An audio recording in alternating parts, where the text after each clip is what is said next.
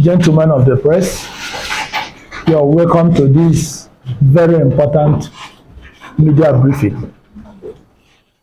In the last 72 hours or thereabouts, there have been several developments that alarmed us, and we had kept quiet, but it seems the people behind these frightening developments are not ready to rest on their oars.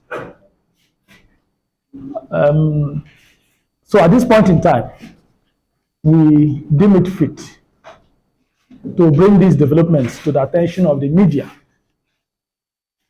and of course, through them, get them across to the people of Abia State and the nation in general. So I would go ahead to read out the text of this press briefing, after which I will take your questions when necessary and where necessary. Abia governorship litigation call for security agents to arrest instigators of terror and insecurity in Abia. The attention of Abia State government has been drawn to videos arising from two press briefings conducted by individuals suspected to have been hired by opposition elements, who were roundly defeated in the last governorship election in Abia State.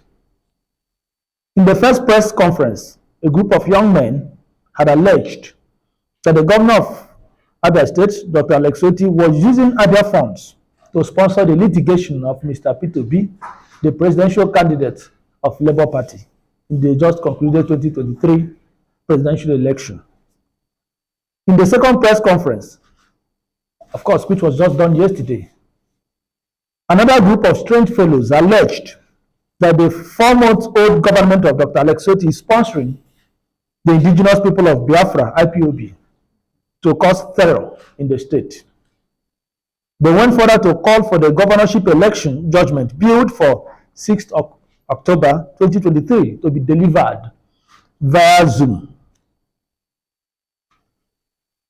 Because according to them, the government had allegedly concluded plans to intimidate the justices to deliver judgment in favor of Governor Otti, or alternatively, would ensure that the judges will be killed by IPOB if they fail to deliver judgment in favor of the governor.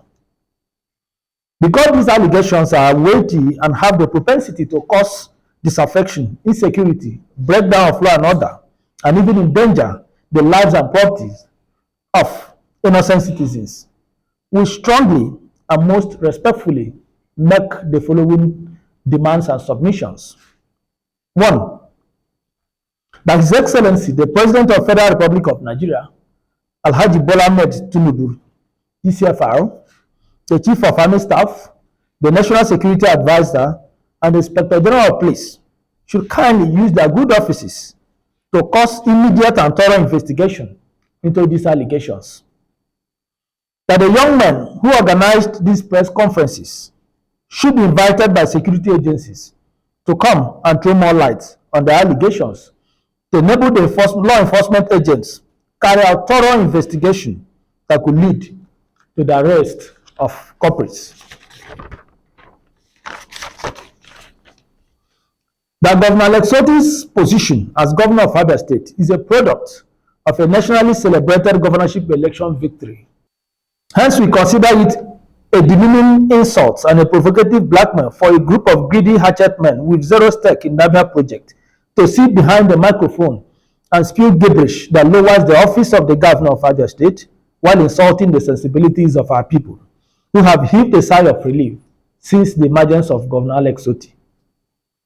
The hate, anger, bitterness, and the trademark of terror contained in the text of the press conference and on the facial expression of the accusers showed a despicable design to subject the government and the people of Abia State to public opprobrium.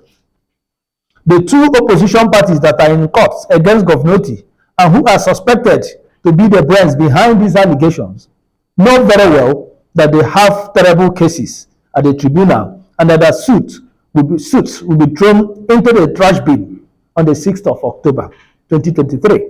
Hence, the resort to this panic and desperate strategy of deceit and destabilization.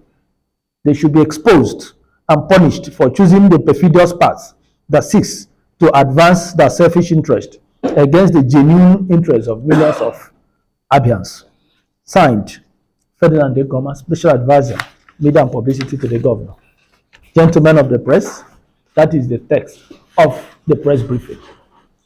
Okay. Okay, sorry, I haven't seen the video you were referring to. Okay. So I wouldn't know exactly those behind it. Because this is a video, that means somebody is identifiable. If this is you saw, and then not known faces, is there no way? Because you didn't mention any name other than trying to point accusing fingers to the two oppositions that have pending matters at the so. Okay, it's always easy, in the political environment to juxtapose utterances, actions. When certain things begin to happen, you begin to juxtapose what happened before or what was said before and what is coming up at this moment. You will recall that about 2 months ago, less than 2 months ago, the state deputy chairman of PDP, deputy chairman stroke publicity secretary, had publicly alleged that we were making plans to cause breakdown of law and order, to unleash violence against the judges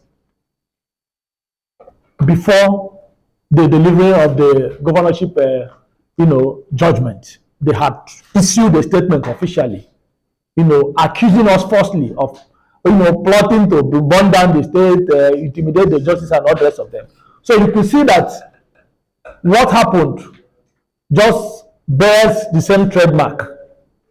And of course, we're also convinced that the two leading opposition parties are the brains behind this. I will share the two videos with you, because it didn't happen in Abia here. They organized it in Abuja, and some of your national televisions carried the reports. The first one was done about 4 days ago, and one of the people that appeared in the video was the APC, the YPP House of Representative candidate for the 2023 election in Narochukwu Federal Constituency. They call themselves APC Progressive, whatever. P something progressive. The video is there. So that was the first, or one or two other faces that we could recognize. Of course, we really, we are not interested. You understand? The most important thing is the substance, the allegation, because what we want is, we have the videos. All we want is for security agencies to do their job. If somebody accuses us of using public funds to finance Mr. IPOB's presidential litigation, the person should be able to be interrogated by so that he can substantiate the allegation. It's a very simple thing. Now, the one that was done yesterday, I think they were being smart by half, because the spokespersons were actually northerners. Most of them are northerners and not Igbo people. And I know it was intentional, because since you called IPOB a terrorist group and all that, you needed to see the venom they were pouring out. You understand? So, and that since we came on board, we've been sponsoring IPOB to terrorize the people, to kill and all those things. Now, going by the relationship we have with IPOB, that if the court sees here, the judges will not be free to give judgment. They will intimidate them to do the wrong thing, and if they fail to do the right thing, we will, cause IPOB to kill them.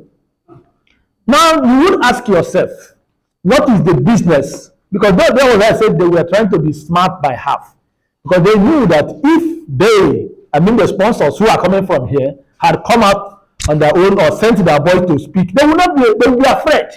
Because they will be reasoning that the people they are accusing falsely might come after them. So that was why they now decided to hire strange elements. So you could see the pattern. And then we know why they are panic. Like was stated here, it's because of the judgment that is coming on the 6th of October 2023. They came to court they sued us.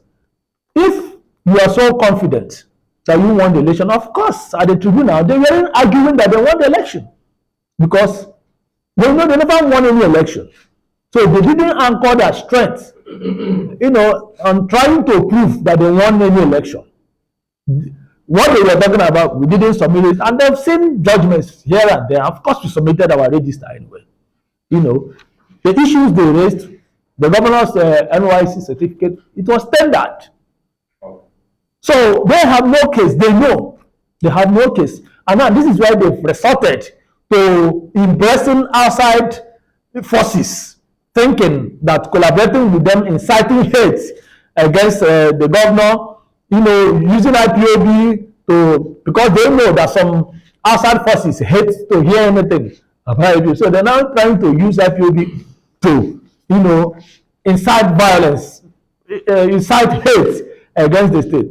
But then our position is that, yes, you may have your ambition, your interest, your political agenda to advance, but there should be a limit to this kind of political strategy because it actually endangers the life of everyone, directly or indirectly. That is the truth. Because since we came on board, we've not had IPOB issue any statement. We've not done anything with IPOB. And of course, if we have anything to do with it, we will not be ashamed to say or do anything with it because they are citizens like others. And if we have anything, our road will be that whatever will de-escalate tension in the state, we will do it and without fear or favor. So we are not perturbed by what, but it is important for everyone to know that what they are doing is dangerous. Because when they go this direction, the people they are leveling false allegations against might begin to react. And we do not want to, anything that could lead to such, instability in our dear state of Abia. So that is why we are calling on the president, calling on the chief of army staff, the national security advisor, the inspector general of police, and other security chiefs to intervene and ensure that these accusers are brought to justice. Let them come and prove their allegations. If we are found to have been involved in anything that is capable of destabilizing the state, and of course, we should face the music. That is our position.